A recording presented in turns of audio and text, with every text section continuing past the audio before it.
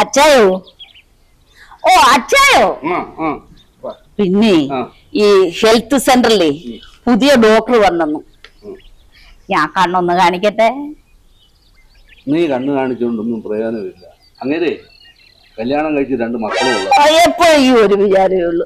അതല്ലെന്നേ, കണ്ണ് കാണാൻ വയ്യ. ആർക്കും അവരവരുടെ കണ്ണ് കാണാൻ ഒക്കത്തില്ല. എന്ത് പറഞ്ഞാലും അച്ഛൻ അങ്ങ് തമാശയാ. കണ്ണ് കാണാൻ മേലെന്ന്. ഞാനിപ്പോ എന്താ വേണം? ഓ എന്റെ കർത്താവ്, ഈ മനുഷ്യൻ എന്ത് പറഞ്ഞാലും മനസ്സിലാവത്തില്ലല്ലോ. എന്റെ ഒരു തലയെഴുത്ത് എന്നാണോ ഈ കഴുത്തിനെഞ്ചി തരാൻ തോന്നിയത്? നീ അതും പറഞ്ഞോ? 2008 ആഗസ്റ്റ് 15-ാം തീയതി 11:30 ഇനി പള്ളിയുടെ പേരോട് ഞാൻ പറയണോ? എടീ, എന്റെ ജീവിതത്തിൽ സംഭവിച്ച ഒരു ദുരന്തങ്ങളും ഞാൻ ഒന്നും മറന്നിട്ടില്ല. അപ്പൊ എന്നെ കല്യാണം കഴിച്ചത് ദുരന്തമായിട്ടാണോ അച്ഛൻ കാണുന്നേ?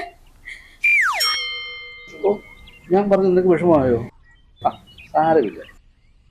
എടീ, അറിഞ്ഞോ അറിയാതെയോ എന്റെ വാക്കുകൊണ്ടോ പ്രവൃത്തി കൊണ്ടോ നിനക്ക് എന്തെങ്കിലും വിഷമം ഉണ്ടായിട്ടുണ്ടെങ്കിൽ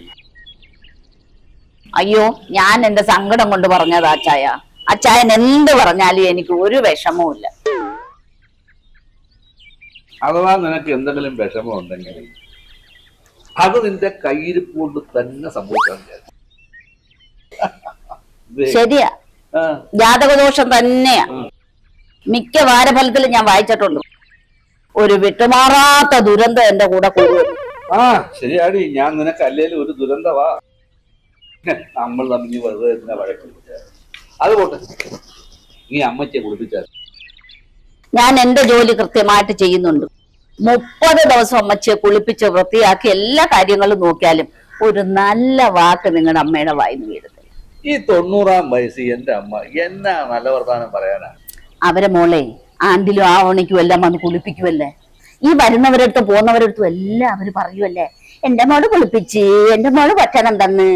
അതിനൊന്നും ഒരു കുഴപ്പമില്ലല്ലേ. സ്വന്തം മോള് വന്ന് കുളിപ്പിക്കുന്നതേ ഏത് അമ്മച്ചിക്ക് ഒരു സന്തോഷം തന്നെയാടി. നിങ്ങളമ്മച്ചിയല്ലേ? നിങ്ങളെപ്പോലെ തന്നെയാ. എന്ത് ചെയ്താലും ചേച്ചി നന്ദിയുടെ ഒരു കണികയില്ല. എന്താ സംശയം? ഇനി മത്തം കുത്തിയാ പിന്നെ കുമ്പളങ്ങ കിടിക്കൂ.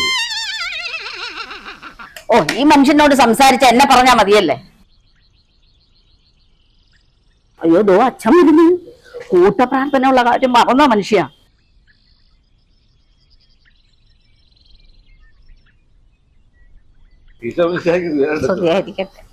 എപ്പോഴും സുഖിയായിരിക്കട്ടെ. എന്താ വർഗീസേ, നിങ്ങളെ വഴക്കങ്ങ് വഴി കേൾക്കാമല്ലോ. അതെ, ഈ ജാതക പൊരുത്തം നോക്കി കെട്ടാത്തോണ്ടാണ് അച്ഛോ.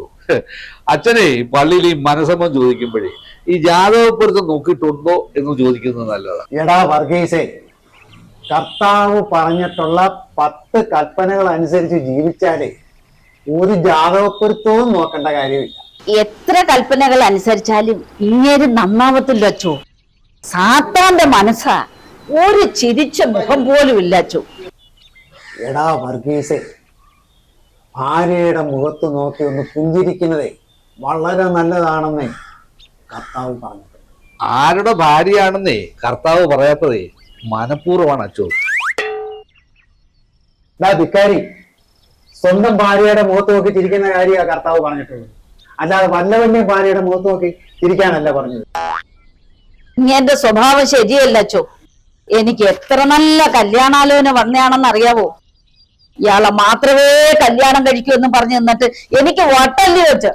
കണ്ടോ കണ്ടോ കണ്ടോ, അവള് തന്നെ പറഞ്ഞ അവൾക്ക് വട്ടാണെന്ന്. അച്ഛൻ ഒന്ന് ആലോചിച്ച് നോക്കേ, കഴിഞ്ഞ 16 വർഷം ഈ വട്ടുള്ള ഒരുത്തിയുടെ കൂടെ കഴിഞ്ഞ എന്റെ അവസ്ഥ എത്ര ദയനീയമാണ് അച്ഛോ.